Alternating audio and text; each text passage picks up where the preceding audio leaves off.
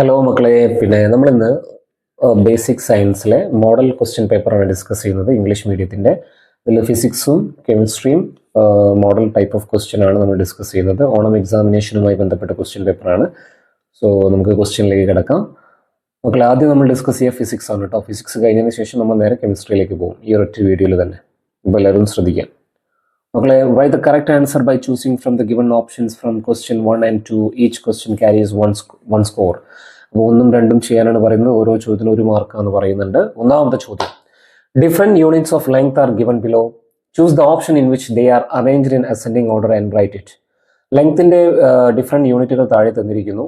ഇതിനെ നമ്മൾ അസെൻഡിങ് ഓർഡറിൽ, കറക്റ്റ് ആയിട്ടുള്ള അസെൻഡിങ് ഓർഡർ ഏതാണെന്നാണ് ചോദിക്കുന്നത്. ലെങ്ത്തിന്റെ യൂണിറ്റുകളെ കറക്റ്റ് അസെൻഡിങ് ഓർഡറിൽ ഏത് ഓപ്ഷനിലാണ് എഴുതിയിരിക്കുന്നതെന്നാണ് ചോദ്യം.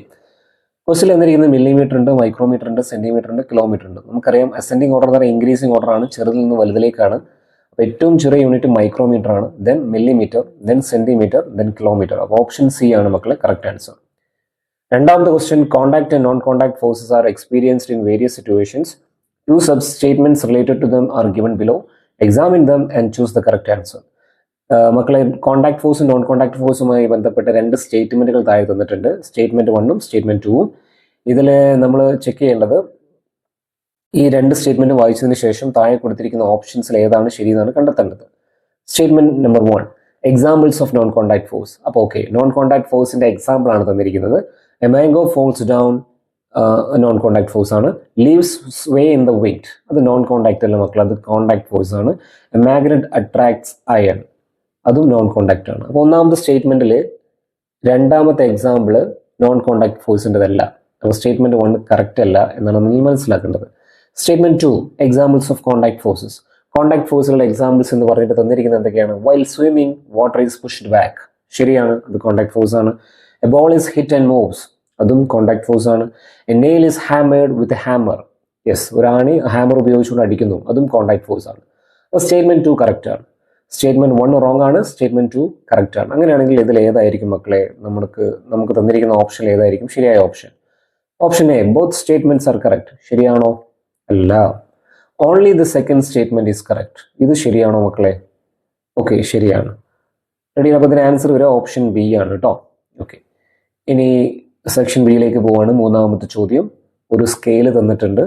ഈ സ്കെയിലിന്റെ മെഷർമെന്റ്സ് ഒക്കെ അടയാളപ്പെടുത്തിയിട്ടുണ്ട്. എന്നിട്ട് ചോദിച്ചിരിക്കുന്ന ഒന്നാമത്തെ ചോദ്യം, what is mean by the least count of a measuring instrument? ഒരു മെഷറിംഗ് ഇൻസ്ട്രുമെന്റിന്റെ ലീസ്റ്റ് കൗണ്ട് എന്ന് പറഞ്ഞാൽ എന്താണ്? നമ്മൾ പഠിച്ചതാണ്. Least count is the smallest value that can be measured by using a measuring instrument. ഒരു മെഷറിംഗ് ഇൻസ്ട്രുമെന്റ് ഉപയോഗിച്ചുകൊണ്ട് നമുക്ക് അളക്കാൻ പറ്റുന്ന ഏറ്റവും ചെറിയ വാല്യൂവിനെ പറയുന്ന പേരാണ് അതിന്റെ least count. Find and write the least count of this scale. ഈ സ്കെയിലിന്റെ ലീസ്റ്റ് കൗണ്ട് എത്രയെന്നാണ് ചോദിക്കുന്നത്. മക്കളെ, ആൻസർ 0.1 സെന്റിമീറ്റർ, അല്ലെങ്കിൽ നമുക്ക് എഴുതാം 1 മില്ലിമീറ്റർ എന്നും എഴുതാം. ക്വസ്റ്റ്യൻ നമ്പർ 4, കുറച്ച് ഫിസിക്കൽ ക്വാണ്ടിറ്റീസ് തന്നിട്ടുണ്ട്. Length, density, luminous intensity, time, mass എന്നൊക്കെ തന്നിട്ടുണ്ട്. ചോദ്യം A, from the given quantities identify and write the fundamental quantities. മുകളിൽ തന്നിരിക്കുന്ന ഫിസിക്കൽ ക്വാണ്ടിറ്റീസിൽ ഫണ്ടമെന്റൽ ക്വാണ്ടിറ്റി ഏതൊക്കെയാണെന്നാണ് കണ്ടെത്താൻ ചോദിച്ചിരിക്കുന്നത്. എന്നിട്ട് അത് ആൻസർ ഷീറ്റിലേക്ക് എഴുതാൻ പറയുന്നുണ്ട്. ഏതൊക്കെയായിരിക്കും മക്കളെ? ലെങ്ത് ഫിസിക്കൽ ക്വാണ്ടിറ്റിയാണ്, ലൂമിനസ് ഇന്റൻസിറ്റിയും ഫണ്ടമെന്റൽ ക്വാണ്ടിറ്റിയാണ്, ടൈം ഫണ്ടമെന്റൽ ക്വാണ്ടിറ്റിയാണ്, മാസ് ഫണ്ടമെന്റൽ ക്വാണ്ടിറ്റിയാണ്. സോ ഇതിലല്ലാത്തത് ഏതാണ്? ഡെൻസിറ്റി മാത്രമാണ് ഫണ്ടമെന്റൽ ക്വാണ്ടിറ്റി അല്ലാത്തത്, ബാക്കിയെല്ലാം ഫണ്ടമെന്റൽ ക്വാണ്ടിറ്റീസ് ആണ്. ഡെൻസിറ്റി എന്ന് പറയുന്നത് ഡിറൈവ്ഡ് ക്വാണ്ടിറ്റിയാണ്. ഓക്കെ, അങ്ങനെയാണെങ്കിൽ question B, what is the difference between fundamental quantities and derived quantities? അപ്പോൾ നമുക്ക് ഇതിന്റെ ഡെഫിനിഷൻ ഉത്തരമായിട്ട് എഴുതി കൊടുത്താൽ മതി. Quantities are quantities that exist independently and cannot be expressed in terms of other quantities. ഇതാണ് fundamental quantity definition. Derived quantities എന്ന് പറഞ്ഞു കഴിഞ്ഞാൽ മക്കളെ, the quantities that can be expressed in terms of fundamental quantities are called derived quantities. ഇനി question number 5 ആണ്. You are sitting in a moving bus. You consider yourself to be in motion, but another person in the bus says that you are at rest. Examine and explain how both these observations can be correct. നമ്മളൊരു ബസ്സിൽ ഇങ്ങനെ സഞ്ചരിച്ചുകൊണ്ടിരിക്കുകയാണ്. Okay, എന്നിട്ട് നമ്മൾ സ്വയം നമ്മളെ consider ചെയ്യുന്നത് ഞാൻ മോഷനിലാണെന്നാണ് ഞാൻ എന്നെ സ്വയം മനസ്സിലാക്കുന്നത്. But another person in the bus says that തൊട്ടടുത്തിരിക്കുന്ന ആൾ പറയുന്നത് ബസ്സിൽ തൊട്ടടുത്തിരിക്കുന്ന ആൾ പറയുന്നു നീ മോഷനിലല്ല, നീ റെസ്റ്റിലാണെന്ന് പറയുന്നു. അപ്പോൾ ഇവിടെ രണ്ട് ഒബ്സർവേഷൻസ് ഉണ്ടല്ലോ. ഈ രണ്ട് ഒബ്സർവേഷൻസും ആക്ച്വലി ശരിയാണ്. അപ്പോൾ അത് നമ്മൾ ശരിയാണ് എന്നുള്ളത് നമ്മൾ തെളിയിക്കണം. അപ്പോൾ നമ്മളതിനെ എക്സ്പ്ലെയിൻ ചെയ്യണം. എങ്ങനെ എക്സ്പ്ലെയിൻ ചെയ്യാം മക്കളെ? ഒന്നാമത്തെ കേസ്, റെഫറൻസ് ഒബ്ജക്റ്റ് ആയിട്ട് നമ്മൾ കൺസിഡർ ചെയ്യുന്നത് തൊട്ടടുത്തിരിക്കുന്ന കുട്ടിയാണെങ്കിൽ ആ കുട്ടിയെ സംബന്ധിച്ച് ആ കുട്ടിയെ വെച്ച് കമ്പയർ ചെയ്യുന്ന സമയത്ത് നമ്മുടെ പൊസിഷനിൽ എന്തുണ്ടാവുന്നില്ല, ചേഞ്ച് വരുന്നില്ല. അപ്പോൾ നമ്മൾ റെസ്റ്റിലായിരിക്കും. ഇനി റെഫറൻസ് ഒബ്ജക്റ്റ് ആയിട്ട് നമ്മൾ കൺസിഡർ ചെയ്യുന്നത് പുറത്തുള്ള ട്രീസ് ആണെങ്കിൽ, ട്രീസ് ബസ് ഇങ്ങനെ മുന്നോട്ട് പോകുന്നതോറും ട്രീ ഇങ്ങനെ ട്രീയുടെ പൊസിഷൻ ഇങ്ങനെ മാറിക്കൊണ്ടിരിക്കും അല്ലേ? ട്രീയെ നമ്മൾ പുറത്തേക്ക് നോക്കുന്ന സമയത്ത് നമുക്കറിയാം ഓരോ ട്രീസ് ഇങ്ങനെ കിടന്നല്ലേ പോവുക. അപ്പോൾ നമുക്കൊരു ഐഡിയ കിട്ടും, ഓക്കെ നമ്മുടെ പൊസിഷൻ മാറുന്നുണ്ട് എന്നുള്ളൊരു ആക്ച്വലി നമുക്ക് ഫീൽ ചെയ്യും. അപ്പോൾ നമ്മളെ ഒബ്സർവേഷൻ കറക്റ്റാണ്. റെഫറൻസ് ഒബ്ജക്റ്റ് ആയിട്ട് നമ്മൾ പുറത്തുള്ള ട്രീ ആണ് കൺസിഡർ ചെയ്യുന്നതെങ്കിൽ നമ്മൾ എന്തിലായിരിക്കും മക്കളെ? ആ കുട്ടി മോഷനിലായിരിക്കും. ഈ രീതിയിലാണ് നമ്മൾ അതിനെ ആൻസർ ചെയ്തിട്ടുണ്ട് കേട്ടോ. ഓക്കെ, ആറാമത്തെ ചോദ്യം, grease is usually applied between the rotating parts of vehicles. വാഹനങ്ങളുടെ കറങ്ങുന്ന ഭാഗങ്ങളിലൊക്കെ ഗ്രീസ് അപ്ലൈ ചെയ്യാറുണ്ട്. What is the property of such substances? ഇത്തരം സബ്സ്റ്റൻസുകളുടെ പ്രോപ്പർട്ടി എന്താണെന്ന് ചോദിച്ചിരിക്കുന്നു മക്കളെ. എന്തിനായിരിക്കും ഉപയോഗിക്കുന്നുണ്ടാവുക? It helps to reduce friction കുറയ്ക്കാനാണ് ഇത് സഹായിക്കുക. By what name are these substances known? ഈ സബ്സ്റ്റൻസുകളെ കോമൺ ആയിട്ട് അറിയപ്പെടുന്ന ഒരു പേരുണ്ടല്ലോ. എന്താ അതിൻ്റെ പേര്? ലൂബ്രിക്കൻസ്. എന്താ പേര്? ലൂബ്രിക്കൻസ്. ഈ ലൂബ്രിക്കൻസ് എന്ന് പറയുന്ന ടോപ്പിക് വളരെ ഇമ്പോർട്ടൻ്റ് ആണ്, എക്സാമിന് ചോദിക്കാൻ സാധ്യതയുണ്ട്. അപ്പോൾ അതിൻ്റെ ഡെഫിനേഷൻ നിങ്ങൾ പഠിച്ചു വെക്കണം. ലൂബ്രിക്കൻസിൻ്റെ എക്സാമ്പിൾ പഠിച്ചു വെക്കണം. ഗ്രാഫൈറ്റ് ഉണ്ട്, ഗ്രീസ് ഉണ്ട്, ഓയിൽ ഉണ്ട്. ഇതൊക്കെ മക്കളെ എന്താണ്? ലൂബ്രിക്കൻസിന് എക്സാമ്പിൾസ് ആണ് കേട്ടോ. ഓക്കെ, ഈ ഗ്രാഫൈറ്റ് എന്ന് പറഞ്ഞാൽ സോളിഡ് ലൂബ്രിക്കൻ്റ് ആണ്. ഒരു മാർക്കിനൊക്കെ ക്വസ്റ്റ്യൻസ് വരാം. ആ ടോപ്പിക്ക് നന്നായിട്ട് നോക്കിയിട്ട് വേണം എക്സാമിന് പോകാൻ. അടുത്തത് ഏഴാമത്തെ ക്വസ്റ്റ്യനിലേക്ക് പോവാണ്. ഏഴാമത്തെ ക്വസ്റ്റ്യൻ എ ഓർ ബി രണ്ട് ഓപ്ഷൻ ഉണ്ട്, ഏതെങ്കിലും ഒന്ന് ചെയ്താൽ മതി കേട്ടോ. You need to find the volume of an anklet. Write the procedure to find its using a measuring jar, thread, water etcetera.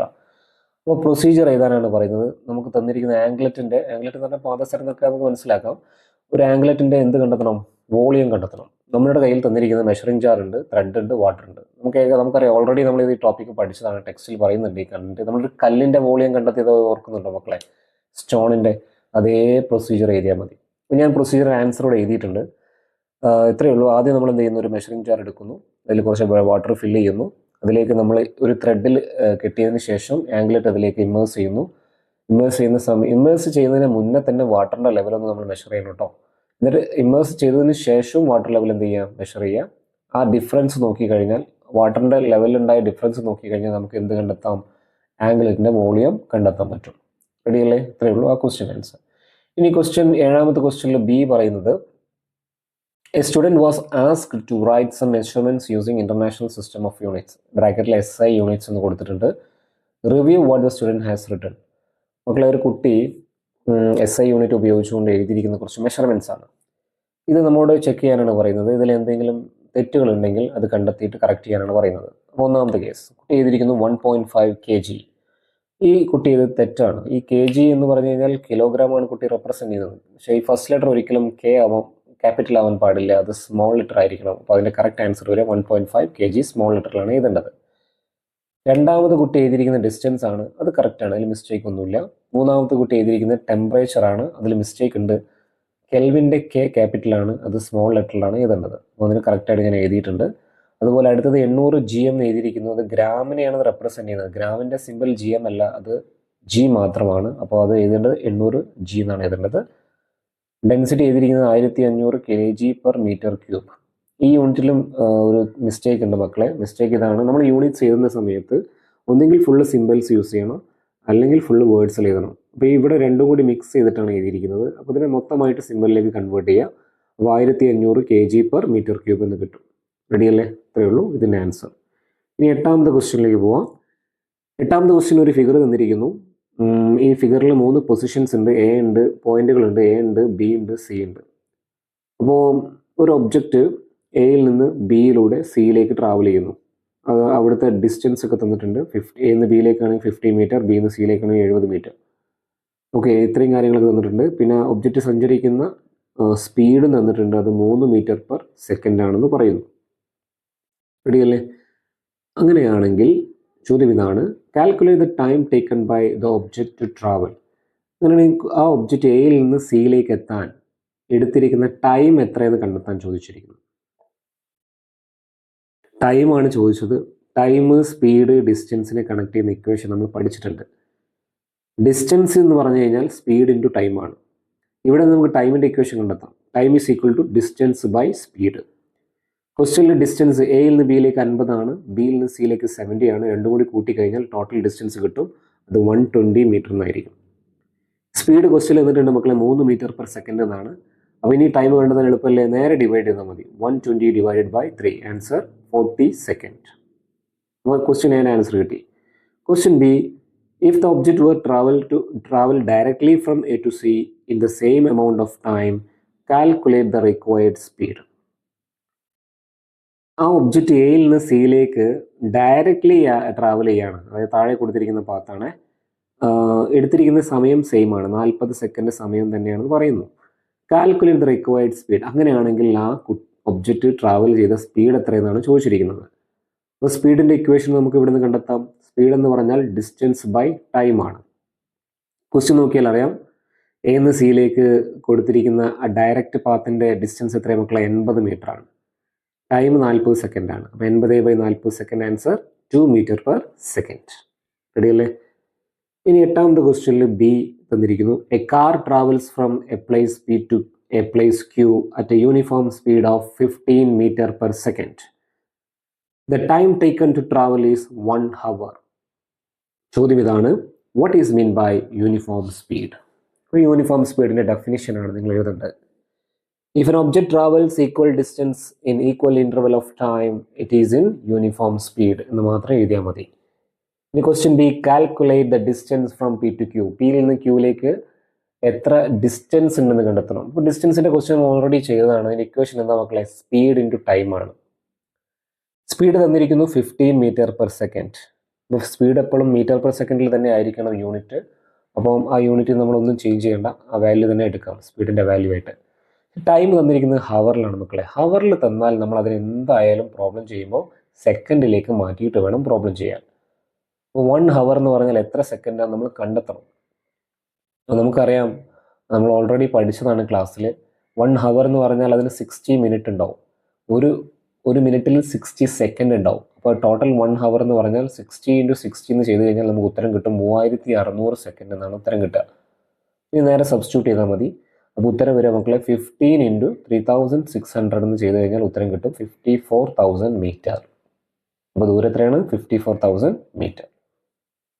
ഇനി 9ാമത്തെ ചോദ്യം, a child measured the thickness of a 100-page science diary using a scale and found it to be 3.2 centimetre. ഒരു കുട്ടി സയൻസ് ഡയറിയുടെ thickness കണ്ടെത്തി scale ഉപയോഗിച്ചുകൊണ്ട്. Okay, അപ്പോൾ കിട്ടിയത് 3.2 സെൻറ്റിമീറ്റർ ആണ് ഇതിൻ്റെ തിക്നെസ് എന്ന് കുട്ടി കിട്ടി. ആ സയൻസ് ഡയറിയിൽ ടോട്ടൽ 100 പേജ് ഉണ്ട്. ചോദ്യം, 1ാമത്തെ ചോദ്യം ഇതാണ്. ഇത് നമ്മൾ ടെക്സ്റ്റിൽ പഠിച്ച ടോപ്പിക് ആട്ടോ. ഈ measuring the thickness of 1 paper എന്നുള്ള ടോപ്പിക് ഉണ്ടാവും ടെക്സ്റ്റിൽ, അവിടെ നിന്നുള്ള ചോദ്യമാണ്. ഈ ക്വസ്റ്റ്യൻ നമ്മൾ നോക്കിയിട്ട് വേണം പോകാൻ കേട്ടോ. അപ്പോൾ ചോദ്യം A, find the thickness of a single page of the science diary. ഒരു പേജിൻ്റെ തിക്നെസ് കണ്ടെത്താനാണ് ചോദിച്ചിരിക്കുന്നത്. അപ്പോൾ നമുക്ക് അതിന് ഇക്വേഷൻ നമുക്കറിയാം. ഒരു പേജ് എന്ന് പറഞ്ഞാൽ total thickness divided by number of page ആണ്. അപ്പം തന്നിരിക്കുന്നത് 3.2 ഹരിക്കണം 100 ചെയ്ത് കഴിഞ്ഞാൽ നമുക്ക് ഉത്തരം കിട്ടുക 0.032 സെൻറ്റിമീറ്റർ എന്ന് കിട്ടും. ഇനി question B, convert the thickness of 1 page in to the SI unit and write it. Okay, നമുക്ക് നേരത്തെ കിട്ടിയ ഉത്തരത്തെ നമ്മൾ എന്തിലേക്ക് മാറ്റണം മക്കളെ? SI യൂണിറ്റിലേക്ക് മാറ്റണം. സെൻറ്റിമീറ്റർ എന്ന് പറഞ്ഞാൽ ലെങ്ത്തിൻ്റെ യൂണിറ്റ് അല്ലേ? ലെങ്ത്തിൻ്റെ SI യൂണിറ്റ് എന്താണ്? മീറ്റർ ആണ്. അപ്പോൾ സെൻറ്റിമീറ്ററിനെ നമുക്ക് എന്തിലേക്ക് മാറ്റണം? മീറ്ററിലേക്ക് മാറ്റണം. അപ്പോൾ മുകളിൽ തന്നിരിക്കുന്ന വാല്യൂവിനെ നമ്മൾ 10⁻³ കൊണ്ട് ഗുണിക്കണം. അപ്പോൾ നമുക്ക് ഉത്തരം കിട്ടും 0.00032 മീറ്റർ. അല്ലെങ്കിൽ question, friction in vehicle is both useful and harmful at the same time. Okay, വാഹനങ്ങളിൽ ഫ്രിക്ഷൻ കാരണം ഗുണങ്ങൾ ഉണ്ടാവാറുണ്ട്, ദോഷങ്ങൾ ഉണ്ടാവാറുണ്ട്. 1ാമത്തെ question, in what ways does friction have a harmful effect? ഈ ഫ്രിക്ഷൻ മൂലമുണ്ടാകുന്ന പ്രശ്നങ്ങൾ എന്തൊക്കെയാണെന്നാണ് ചോദിച്ചിരിക്കുന്നത്. അപ്പം 1ാമത്തേത് wear and tear of tyres, അല്ലേ? വാഹനങ്ങളുടെ ടയറുകൾക്ക് തേയ്മാനം സംഭവിക്കാം. 2ാമത്തെ പ്രശ്നം സ്കിഡിങ് ആൻഡ് ആക്സിഡൻറ്റ്സ്, വണ്ടി സ്കിഡാവാനും ആക്സിഡൻറ്റ് ഉണ്ടാവാനും ഒക്കെ സാധ്യത കൂടും. ഓക്കെ, ഇതൊക്കെ ഫ്രിക്ഷൻ മൂലമുള്ള പ്രശ്നങ്ങളാണ്, ഹാംഫുൾ ഇഫക്റ്റ് ആണ്. അടുത്തത്, give an example where friction forces used beneficially in vehicles. വാഹനങ്ങളിൽ ഫ്രിക്ഷൻ കാരണം എന്തെങ്കിലും ഗുണങ്ങളുണ്ടോ എന്ന് ചോദിക്കുന്നുണ്ട്. അഡ്വാൻറ്റേജ് ആണ് ചോദിക്കുന്നത്. ഇതിന് ഉത്തരം yes, helps vehicles to move without slipping. വാഹനങ്ങളെ സ്ലിപ്പ് ആവാതെ മുന്നോട്ട് പോകാനും ചില സമയങ്ങളിൽ ഫ്രിക്ഷൻ സഹായിക്കാറുണ്ട്. റെഡിയല്ലേ? ഓക്കെ. 10ാമത്തെ question, frictional force can be both beneficial and harmful to us. Friction എന്തായാലും ഒരു ചോദ്യം പേപ്പറിൽ പ്രതീക്ഷിക്കാം കേട്ടോ മക്കളെ. 1 അല്ല 2 3 ക്വസ്റ്റ്യൻസ് പ്രതീക്ഷിക്കാം. Okay. Write examples from daily life where friction causes harmful effect. നമ്മുടെ നിത്യജീവിതവുമായി ബന്ധപ്പെട്ട് ഫ്രിക്ഷൻ കാരണം എന്തെങ്കിലും പ്രശ്നങ്ങളുണ്ടോ? ഉണ്ടെങ്കിൽ അതിന് എന്തൊക്കെയാണ്? 1, surfaces in contact wears out. അതായത് നമ്മളിപ്പോൾ ചില മെഷീനറീസ് അതുപോലെ വാഹനങ്ങളുടെ ഏതെങ്കിലും ഭാഗങ്ങളൊക്കെ പരസ്പരം ഇങ്ങനെ ടച്ച് ചെയ്യുന്ന ഭാഗങ്ങളുണ്ടെങ്കിൽ അത് തേയ്മാനം സംഭവിക്കാം. 1. 2, obstruct smooth movement of machine parts. Machineries ഒക്കെ സ്മൂത്ത് ആയിട്ട് വർക്ക് ചെയ്യാനൊക്കെ ബുദ്ധിമുട്ടുണ്ടാവും. ഇതൊക്കെ ഫ്രിക്ഷൻ മൂലമുള്ള പ്രശ്നങ്ങളാണ്. 2, B question, what are the method to reduce friction? Friction കുറയ്ക്കാനുള്ള മെത്തേഡുകൾ എന്തൊക്കെയാണ്? 1, യൂസ് ഓഫ് ലൂബ്രിക്കൻസ് ഉപയോഗിക്കാം. പോളിഷിംഗ് ദ സർഫസ് നമുക്ക് പോളിഷ് ചെയ്യാം. അതുപോലെ ബോൾ ബിയറിംഗ് ഉപയോഗിക്കാം. 4ാമത്തത് സ്ട്രീം ലൈനിങ് ദ ഷേപ്പ്. ഇപ്പോൾ കപ്പലുകളുടെയും എയറോപ്ലെയിനിൻ്റെ ഒക്കെ ഷേപ്പ് നിങ്ങൾ കണ്ടിട്ടില്ലേ? മുന്നിലേക്ക് ഒരു പോയിന്റഡ് ഷേപ്പ് അല്ലേ? അത്തരം ഷേപ്പ് എന്തിനാ ചെയ്യുന്നത്? ഫ്രിക്ഷൻ കുറയ്ക്കാനാണ്. അപ്പോൾ അതിന് നമ്മൾ പറയുന്നൊരു പേരുണ്ട് സ്ട്രീം ലൈനിങ്. റെഡിയല്ലേ? ഈ പേരുകളൊക്കെ ഒന്ന് പഠിച്ചു വെച്ചോട്ടോ, ഇമ്പോർട്ടൻ്റ് ആണ്. അപ്പോൾ ഇത്രയും കാര്യങ്ങളാണ് നമുക്ക് ഫിസിക്സിൽ ഡിസ്കസ് ചെയ്യാനുള്ളത്. റെഡിയാണല്ലോ? ഓക്കെ. ഇനി നമുക്ക് കെമിസ്ട്രിയിലേക്ക് പോവാം. ബേസിക് സയൻസിലെ മോഡൽ ക്വസ്റ്റ്യൻ പേപ്പറിൽ കെമിസ്ട്രിയുടെ ക്വസ്റ്റ്യൻ പേപ്പറാണ് ഇന്ന് ഡിസ്കസ് ചെയ്യാൻ പോകുന്നത്. 1ാമത്തെ ചോദ്യം നോക്കുക മക്കളെ. Match the following. ചേരുംപടി ചേർക്കാനാണ് ചോദിച്ചിരിക്കുന്നത്. 1ാമത്തെ കോളത്തിൽ എലമെന്റ് കൊടുത്തിരിക്കുന്നു, 2ാമത്തെ കോളത്തിൽ സിമ്പിൾ കൊടുത്തിരിക്കുന്നു. കറക്റ്റ് ആയിട്ടുള്ള മാച്ച് ചെയ്യുക. ഇതിന്റെ കറക്റ്റ് ഓപ്ഷൻ വരിക ഓപ്ഷൻ സി ആണ്. സോഡിയത്തിൻ്റെത് Na, കാൽഷ്യത്തിൻ്റെ Ca, പൊട്ടാസ്യത്തിൻ്റെത് K, കോപ്പറിൻ്റെത് Cu. റെഡി? 2ാമത്തെ question, 2 statements are given. Statement 1, blackening of silver nitrate kept open in a photochemical reaction. ഓക്കെ, സിൽവർ നൈട്രേറ്റ് കറുത്തു പോകുന്നത് ഒരു ഫോട്ടോകെമിക്കൽ റിയാക്ഷന് എക്സാമ്പിൾ ആണെന്ന് പറയുന്നു. 2, statement 2, light energy is absorbed in this reaction. ഈ റിയാക്ഷനിൽ ലൈറ്റ് എനർജി അബ്സോർബ് ചെയ്യുകയാണ് ചെയ്യുന്നത്. 2 സ്റ്റേറ്റ്മെന്റുകളും ശരിയാണ്. അങ്ങനെയാണെങ്കിൽ നമ്മോട് ചോദിച്ചിരിക്കുന്ന താഴെ തന്നിരിക്കുന്ന ഏത് ഓപ്ഷനാണ് കറക്റ്റ്? 1ാമത്തെ ഓപ്ഷൻ ചെക്ക് ചെയ്ത് നോക്കാം മക്കളെ. ബോത്ത് സ്റ്റേറ്റ്മെന്റ്സ്, ഒന്നല്ല, ആദ്യം ബി ചെക്ക് ചെയ്യാം. Statement 1 is correct but statement 2 is not correct. ഈ ഓപ്ഷൻ തെറ്റല്ലേ? 2 സ്റ്റേറ്റ്മെന്റുകളും കറക്റ്റ് ആണ്. ഓപ്ഷൻ സി നോക്കുക. Statement 2 is correct but statement 1 is not correct. അതും തെറ്റല്ലേ? D, both statement 1 and 2 are correct. 2 is not the correct explanation of 1. മക്കളെ, actually statement 2 എന്ന് പറഞ്ഞാൽ സ്റ്റേറ്റ്മെന്റ് 1ന്റെ കറക്റ്റ് എക്സ്പ്ലനേഷൻ തന്നെയാണ്. അങ്ങനെയാണെങ്കിൽ ഉത്തരം വരിക 2ൽ എ ആണ് കേട്ടോ. ഓക്കെ. ഇനി 3ാമത്തെ ക്വസ്റ്റ്യൻ. ഇത്തരത്തിലുള്ള സ്റ്റേറ്റ്മെന്റ് ടൈപ്പ് ഓഫ് ക്വസ്റ്റ്യൻ പ്രതീക്ഷിക്കാം. അപ്പോൾ നല്ല അലേർട്ടായിട്ട് വേണം ഈ ചോദ്യങ്ങൾ ചെയ്യാൻ. റെഡിയില്ല? അപ്പോൾ നമ്മൾ ഈ ഇങ്ങനത്തെ ക്വസ്റ്റ്യൻസുകളൊക്കെ ചെയ്യേണ്ടത് അത് 2 സ്റ്റേറ്റ്മെന്റും വായിച്ചു നോക്കുക. 2 തമ്മിൽ എന്തെങ്കിലും ബന്ധമുണ്ടോ നോക്കുക, റിലേഷൻ ഉണ്ടോ നോക്കുക. ഈ 1ാമത്തെ സ്റ്റേറ്റ്മെന്റ് 2ാമത്തെ സ്റ്റേറ്റ്മെന്റ് തമ്മിൽ എന്തെങ്കിലും റിലേഷൻ ഉണ്ടെങ്കിൽ അതുമായി ബന്ധപ്പെട്ടുള്ള ഓപ്ഷൻ കറക്റ്റായിട്ട് സെലക്ട് ചെയ്യുക കേട്ടോ. ഓക്കെ. 3ാമത്തെ ചോദ്യത്തിലേക്ക് വരാം. When barium hydroxide was mixed with ammonium chloride the temperature dropped from 27 degree Celsius to 21. അപ്പം മക്കളെ, ബേരിയം ഹൈഡ്രോക്സൈഡും അമോണിയം ക്ലോറൈഡും കൂടി മിക്സ് ചെയ്തപ്പോൾ ടെമ്പറേച്ചർ കുറഞ്ഞു. 27 ഡിഗ്രി സെൽഷ്യസ് നിന്നും 21 ഡിഗ്രി സെൽഷ്യസ് ആയിട്ട് കുറഞ്ഞു.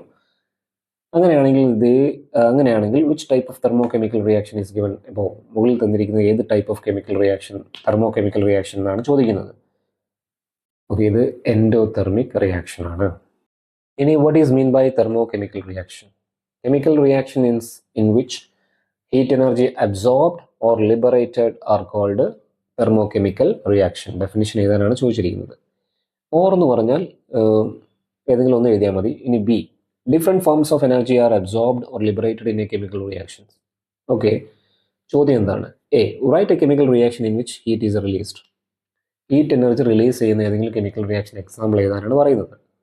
അപ്പോൾ നമുക്കറിയാം ലൈമും വാട്ടറും തമ്മിലുള്ള റിയാക്ഷൻ അല്ലേ? ലൈം പ്ലസ് വാട്ടർ ഗീവ്സ് എന്താ കിട്ടുക? നിങ്ങൾ ആലോചിച്ച് നോക്കൂ. നമുക്ക് എന്താ കിട്ടിയിരുന്നത് മക്കളെ? ലൈക്ക് ലൈം പ്ലസ് ഹീറ്റ് അല്ലേ? അപ്പോൾ ആ റിയാക്ഷൻ എഴുതിയാൽ മതി. റിയാക്ഷൻ വരും ലൈം ആൻഡ് വാട്ടർ. അടുത്ത ചോദ്യം, what is the general name of such type of reactions? ഇത്തരം റിയാക്ഷനെ പൊതുവായിട്ട് പറയുന്ന പേരെന്താണ്? ഹീറ്റുമായി ബന്ധപ്പെട്ട റിയാക്ഷൻ ആണെങ്കിൽ ഇറ്റ് ഈസ് തെർമോകെമിക്കൽ റിയാക്ഷൻ. നാലാമത്തെ ചോദ്യം, when carbon reacts with oxygen carbon dioxide is formed. Question ഇതാണ്, what are the reactants and products in this reaction. ഈ റിയാക്ഷനിലെ റിയാക്ടൻ്റ് ഏതാണ്, പ്രോഡക്റ്റ് ഏതാണെന്നാണ് ചോദിച്ചിരിക്കുന്നത്. മക്കളെ, റിയാക്ടൻ്റ് എന്ന് പറഞ്ഞാൽ പരസ്പരം റിയാക്ട് ചെയ്യുന്നവരാണ് അല്ലേ. അപ്പോൾ ആരൊക്കെയാണ്? കാർബണും ഓക്സിജനും. പ്രോഡക്റ്റ് എന്ന് പറഞ്ഞാൽ അതിനുശേഷം നമുക്ക് കിട്ടുന്ന പുതിയ സബ്സ്റ്റൻസ് ആണ്. അതാരായിരിക്കും? Carbon dioxide. Write the chemical equation of this reaction. ഇതിൻ്റെ ഒരു കെമിക്കൽ ഇക്വേഷൻ എഴുതാൻ പറയുന്നുണ്ട്. എന്തായിരിക്കും? C+O2 gives CO2. റെഡിയല്ലേ? ഓക്കെ. ഇനി അഞ്ചാമത്തെ ചോദ്യം, when a gas is cooled the particles come closer and the attraction between particle increases, then the gas changes to liquid. ഗ്യാസിനെ നമ്മൾ തണുപ്പിക്കുന്ന സമയത്ത് പാർട്ടിക്കിൾസ് എല്ലാം അടുത്തേക്ക് വന്ന് അട്രാക്ഷൻ കൂടും, എന്നിട്ട് അത് ലിക്വിഡായിട്ട് മാറുമെന്ന് പറയുന്നു. അങ്ങനെയാണെങ്കിൽ what is change of state? എന്താണ് ചേഞ്ച് ഓഫ് സ്റ്റേറ്റ് എന്ന് ചോദിക്കുന്നുണ്ട്. ക്വസ്റ്റ്യൻ എ ആണ്, what is change of state. നമ്മൾ പഠിച്ചതാണ്. എന്താണ് മക്കളെ? ഒരു ഫിസിക്കൽ ചേഞ്ചിൽ നിന്നും, ഒരു ഫിസിക്കൽ സ്റ്റേറ്റിൽ നിന്നും മറ്റൊരു സ്റ്റേറ്റിലേക്ക് കൺവേർട്ട് ആവുന്നതിന് പറയുന്ന പേരാണ് എന്ത്? Change of state. Example, solid liquid ആവുന്നു, ലിക്വിഡ് ഗ്യാസ് ആവുന്നു. ഇതുപോലെയുള്ള ചേഞ്ചസിനെ പറയുന്ന പേരാണ് ചേഞ്ച് ഓഫ് സ്റ്റേറ്റ്. അടുത്തത്, which form of energy is associated with this change.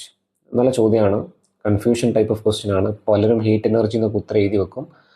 അപ്പോൾ നമ്മളിവിടെ മനസ്സിലാക്കി വെക്കുക, ഇത്തരം ചേഞ്ച് ഓഫ് സ്റ്റേറ്റിന് കാരണമായിട്ടുള്ള എനർജി എന്ന് പറഞ്ഞാൽ അത് കൈനറ്റിക് എനർജിയാണ് കേട്ടോ മക്കളെ. കൈനറ്റിക് എനർജി ആണെങ്കിൽ പാർട്ടിക്കിൾസ് മൂവ് ചെയ്യുമ്പോൾ കിട്ടുന്ന എനർജിയാണ് കൈനറ്റിക് എനർജി.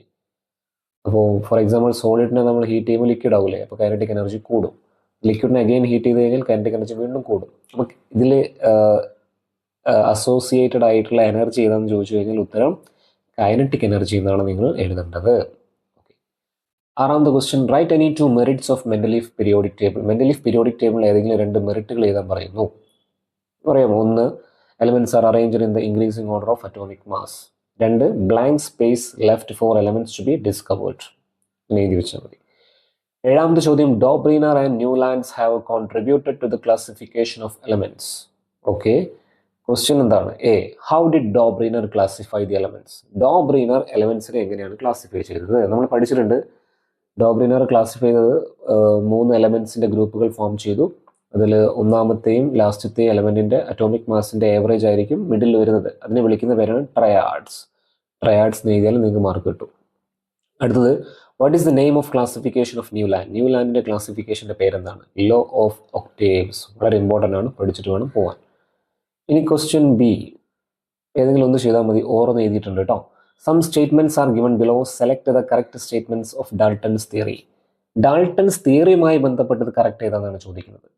ഇതിൽ ഓപ്ഷൻസ് എയും സിയുമാണ് മക്കളെ ശരി. അപ്പോൾ ഡാൾട്ടൺസ് അറ്റോമിക് തിയറിയുമായി ബന്ധപ്പെട്ട ടോപ്പിക്ക് പഠിച്ചിട്ട് വേണം പോവാൻ.